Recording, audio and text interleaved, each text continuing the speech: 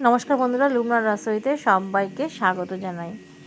আজকে তৈরি করে দেখাচ্ছি পেপার চিকেন। আমরা অনেক রকমভাবে করে থাকি। আমি যে প্রসেসে করলাম, একবার হলেও বাড়িতে এরকম পদ্ধতিতে তৈরি করে দেখে নিতে পারেন। এটা ফ্রাইড রাইস, পোলাও, নান সব কিছুর সঙ্গে এটা খেতে খুবই ভালো লাগে। এখানে আমি একটা বড় সাইজের ক্যাপসিকামকে কিউব করে কেটে নিয়েছি, আর একটা বড় সাইজের পেঁয়াজকেও এরকমভাবে কেটে নিয়েছি। সাথে নিয়েছি ঝালের জন্য কাঁচা লঙ্কা আর রসুন কুচি। এখানে আমি বোনলেস চিকেন নিয়েছি। চিকেনের পিসগুলোকে দেখুন একটু লম্বাটে করে কেটেছি, কিন্তু একটু পাতলাও করে নিয়েছি। এখন যতটা পাতলা লাগছে, ম্যারিনেশন হয়ে যাওয়ার পর এটা ফ্রাই করে নেওয়ার পরে অনেকটাই মোটা লাগবে। চিকেনগুলোকে এবার আমি ম্যারিনেট করে নেব। চিকেনের মধ্যে দিয়ে দিলাম স্বাদ অনুযায়ী প্রথমে লবণ, তারপরে দিচ্ছি 1 চামচ গোলমরিচের গুঁড়ো, সাথে আরও যোগ করছি 1/2 চামচ চিনি। চিনিটা স্বাদ অনুযায়ী দিচ্ছি। চিনিটা দিলে কালারটাও ভালো আসে আর রান্নার স্বাদটাও অনেকটা ভালো হয়। এবার দিয়ে দিলাম 1 চামচ কর্নফ্লাওয়ার। কর্নফ্লাওয়ারটা দিচ্ছি বাইন্ডিংয়ের কাজ করবে। আর সাথে দিয়ে দিচ্ছি একটা ডিম।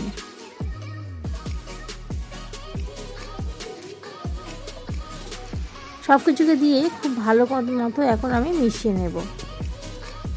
খুব ভালো করে মিশিয়ে নিতে হবে, যাতে চিকেনের পিসগুলোকে ভালো মতো মশলার সাথে মাখানো হয়ে যায়। দেখুন ভালো মতো চিকেনের গায়ে যেন সমস্ত মশলাগুলো কোটিং ভালো মতো লেগে যায়। ভালো করে এটা মাখিয়ে নেব। আর মাখানো হয়ে গেলে 10 মিনিটের জন্য এটা আমি রেস্টে রেখে দেবো।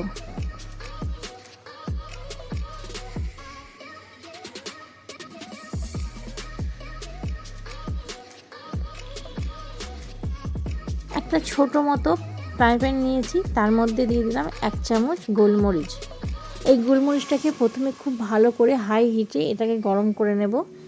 এটাকে হালকা ক্রাশ করে নেব। আমার গরম করে নেওয়া হয়ে গেছে, একটা প্লেটে নিয়ে নিলাম। এবার ওটা একটু ঠান্ডা করে তারপর আমি বেটে নেব। কড়াই বসিয়ে দিয়েছি। কড়াইতে এবার তেল গরম করতে বসিয়ে দিয়েছি। আর যে ম্যারিনেশন করে রেখেছিলাম চিকেনের পিসগুলোকে, তার মধ্যে সামান্য পরিমাণে আমি একটু পাতিলেবুর রস ব্যবহার করলাম। আপনারা চাইলে এটা স্কিপও করতে পারেন বা এর পরিবর্তে ভিনিগারও ব্যবহার করতে পারেন। আর বাটির মধ্যে নিলাম 1 চামচ কর্নফ্লাওয়ার, তার মধ্যে জল দিয়ে এটাকে আমি গুলে রেখে দিচ্ছি। এদিকে আমার কড়াইতে তেল গরম হয়ে গেছে। চিকেনগুলোকে এবার তেলের মধ্যে দিয়ে ভালো করে ফ্রাই করে নেব। আমি একটা একটা করে চিকেনগুলো ছাড়ছি, নাহলে একটার সঙ্গে একটা জড়িয়ে যাওয়ার সম্ভাবনা থাকে। চিকেনগুলোকে দিয়ে দিচ্ছি যতটা সম্ভব, দিয়ে এগুলোকে হালকা করে ফ্রাই করে নেব।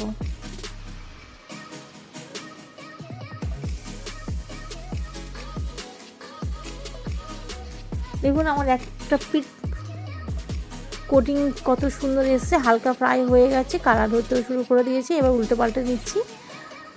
আর কিছুক্ষণ রাখার পর এবার চিকেনগুলোকে আমি তুলে নেব। হালকা গোল্ডেন ব্রাউন করে চিকেন পিসগুলোকে ভেজে নিচ্ছি। এক পিঠ ভাজা হয়ে গেছে, আমি সমস্ত চিকেনগুলোকে তুলে নিলাম। আর ওই একই তেলের মধ্যে বাদবাকি চিকেনগুলোকে দিয়ে আবারও একই রকমভাবে আমি ফ্রাই করে নেব। আর এখন কিন্তু গ্যাসের ফ্লেমটা পুরোপুরি হাইতে রাখা আছে। বাদবাকি সমস্ত চিকেনগুলোকে দিয়ে আবার ওই একই পদ্ধতিতে ফ্রাই করে আমি তুলে নিচ্ছি। সমস্ত চিকেন আমার ফ্রাই করা হয়ে গেছে। এবার তেলের পরিমাণটা কমিয়ে নিয়ে ওই একই তেলের মধ্যে দিয়ে দিলাম রসুন কুচি। এখানে আমি 12 থেকে 15টা রসুন নিয়ে সেগুলোকে কুচি করে 12 থেকে 15 কোয়া রসুন নিয়ে কুচি করে নিয়েছি। আর সাথে দিয়ে দিলাম 2টো শুকনো লঙ্কা। এবার ভালো করে এটাকে একটু ভাজা করে নেওয়ার পর টুকরো করে কেটে রাখা পেঁয়াজের কিউবগুলোকে দিয়ে দিলাম। এবার সাথে দিয়ে দেব ক্যাপসিকাম। পেঁয়াজটা দেওয়ার 30 সেকেন্ড মতো নাড়াচাড়া করে তারপর ক্যাপসিকামটা যোগ করছি। ক্যাপসিকামটাকে দিয়েও একই রকমভাবে আমি ভাজা করে নেব। এবার সাথে দিয়ে দিলাম কাঁচা লঙ্কা।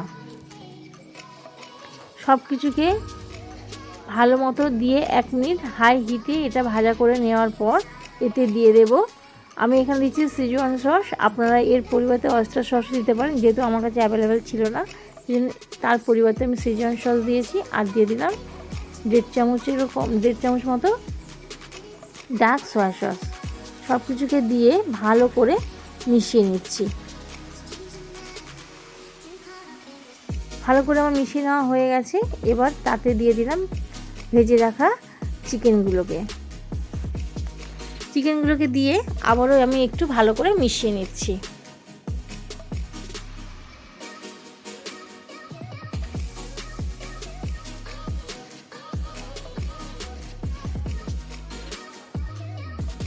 দেখুন ভালো করে ভাজা হয়ে গেছে। এবার সাথে ভালো করে আমি এটাকে 1 মিনিট মতো ভাজা করে নিয়েছি। এবার একে 2 কাপ দিয়ে দেব চিকেন স্টক। আমি চিকেনের হাড়গুলোকে দিয়ে 15 মিনিট মতো জল দিয়ে ফুটিয়ে নিয়েছি। সেই চিকেনের স্টকটা কিছুটা দিয়ে দিলাম, দিয়ে আবারও আমি কষিয়ে নিচ্ছি। এবার সাথে দিয়ে দেব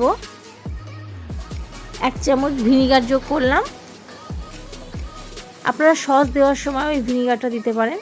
সব কিছুকে দিয়ে এবার উপর থেকে দিয়ে দেব কর্নফ্লাওয়ার গুঁড়া জল, যাতে গ্রেভিটা তাড়াতাড়ি ঠিক হয়ে যায়। এবার আর দিয়ে দিচ্ছি যে গোলমরিচটাকে আমি ক্রাশ করে রেখেছিলাম, সেই ক্রাশ করা গোলমরিচটাকে দিয়ে হাই হিটে আরও 1 মিনিট মতো এটা নাড়াচাড়া করে নিলাম। তো দেখুন কত সহজেই রান্নাটা তৈরি হয়ে গেল।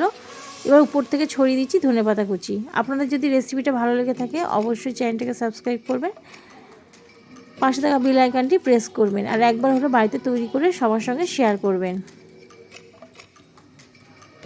কিছুক্ষণ রাখার পর আমি আপনাদের সামনে সার্ভ করে দেখাচ্ছি। দেখুন দেখতে কতটা সুন্দর হয়েছে, খেতে ততটাই মজাদার। যদি আপনারা বাড়িতে তৈরি না করেন তাহলে অবশ্যই এটা বুঝতে পারবেন না যে খেতে কতটা মজাদার হয়েছে। আজকে তাহলে এই পর্যন্ত, আবারও ফিরে আসবো নতুন কোনো ভিডিও নিয়ে।